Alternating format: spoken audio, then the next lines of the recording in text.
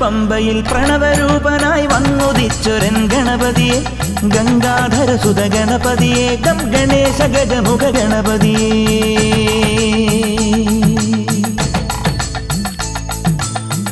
പമ്പയിൽ പ്രണവരൂപനായി വന്നുദിച്ചൊരൻ ഗണപതിയെ